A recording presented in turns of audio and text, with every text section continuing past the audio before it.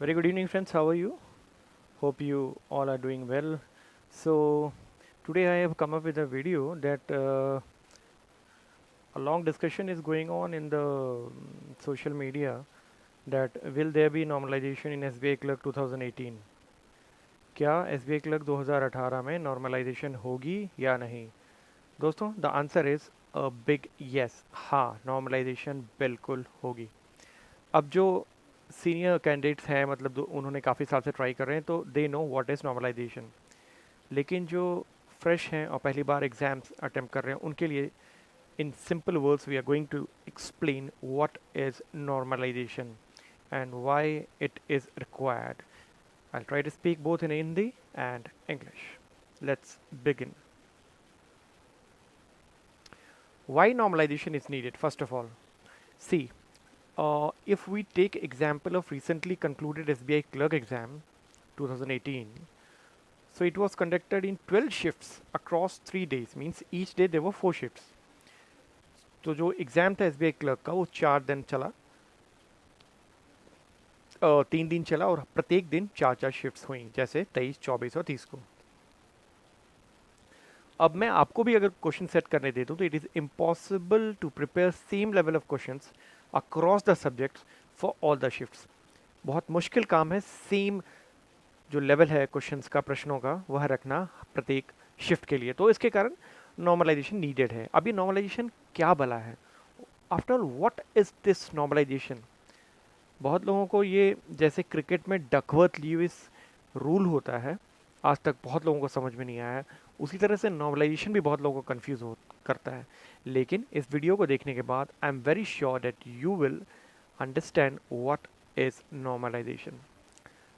Okay, first of all, this is a disclaimer. We are taking recently concluded SBI clerk exam as reference purpose only.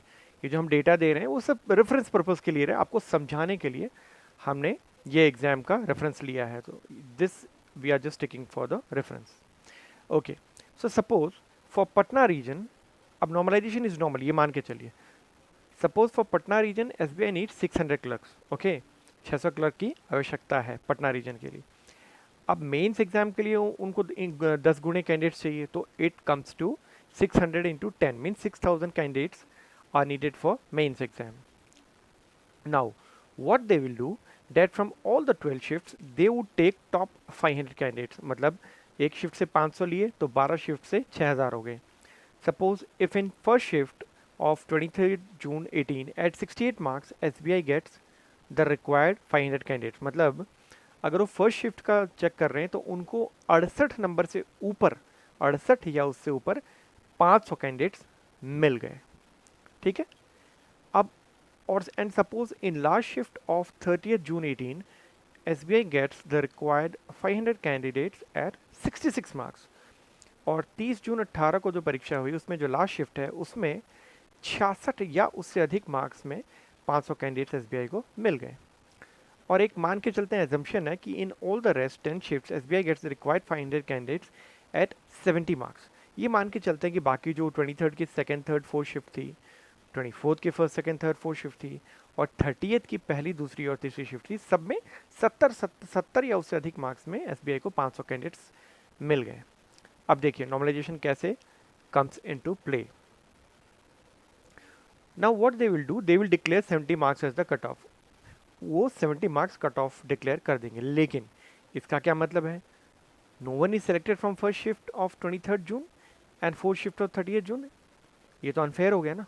आपने 70 marks cut off declare कर दिया, उसमें तो 68 से 70 के बीच भी कुछ लोगों के हैं फर्स्ट शिफ्ट 23 जून, और 30 जून को जो है उसमें 66 से 70 के बीच कुछ लोगों के हैं. उनका क्या? आइए देखते हैं. देखिए, no, relax. Here normalization comes into play. They will give 2 marks extra to all the candidates of first shift. उनका 68 पे 500 कैंडिडेट्स मिल गए थे, तो they'll give 2 marks extra to bring the candidate who is at 68 to 70. And likewise, जो fourth shift का था जिसका 66 था उनको 4 मार्क्स देंगे. ऑल कैंडिडेट जिनका 66 है 70 हो जाएगा, जिनका 67 था 71 हो जाएगा. सो 500 कैंडिडेट्स 12 शिफ्ट से, so they will get the required 6000 candidates. Normalization basically gives everyone the same playing field. So, I think repetition of same. Okay, so most of the exams conducting bodies like SSC, IBPS, RBI, etc. have implemented normalization to bring transparency in the examination. और ये ऐसा मान लीजिए कोई shift ज़्यादा hard आ गई तो ऐसा नहीं होना चाहिए कि वो उस शिफ्ट के हार्डनेस की वजह से कोई जो कैंडिडेट था वो लायक था लेकिन वो उस शिफ्ट में पर्टिकुलर उसका रोल नंबर आ गया इसलिए उसका हो नहीं पाया. So this will be unfair to that candidate. Normalization is indispensable in today's world where lakhs of people are applying for the government jobs, and it is very much impractical to adjust या accommodate everyone in one shift. बहुत मुश्किल है. हज़ारों लाखों लोग apply कर करोड़ों लोग या मैं तो बोलूँगा उनको एक शिफ्ट में अकोमोडेट करना मुश्किल है. तो आप जाहिर सी बात है बहुत सारे शिफ्ट करेंगे तो जहाँ बहुत सारी शिफ्ट होंगी वहाँ एक लेवल प्ले फील्ड देने के लिए normalization will be there. So normalization is indispensable. So till now you must have understood that your competition is with other candidates in general, but specifically with candidates of your own shift. अपने shift के candidate से आपका ज़्यादा competition है. So lastly, normalization is the call of the time and the call of the time. So lastly, it all comes down to percentile. You should be in the top 2-3% of your group to qualify.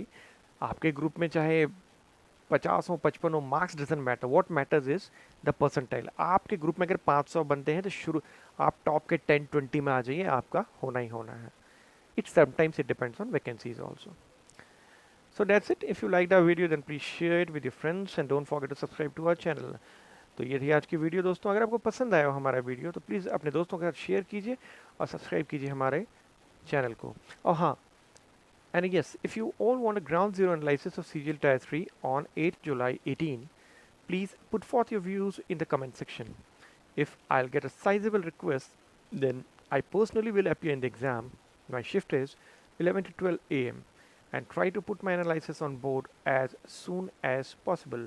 हाँ, अगर आपको CGL Tier 3 की एकदम त्वरित जानकारी चाहिए होगी 8 जुलाई 18 को तो मैं स्वयं वहाँ पर जाऊँगा. मेरा जो परीक्षा है वो 11 से 12 के बीच पड़ा है और जैसे ही मैं एग्ज़ाम हॉल से आऊँगा मैं ज़रूर अपना एनालिसिस इस चैनल पर पुट फॉर्थ करूँगा और जिनके बाद में एग्ज़ाम्स हैं उनके लिए ताकि थोड़ी हेल्प हो सके. लेकिन इसके लिए कमेंट आप अपने जो व्यूज़ हैं वो कमेंट सेक्शन में डाल दें. Thanking you. Your sincerely the humble guy. आपका आभारी the humble guy. Good night. Good bye.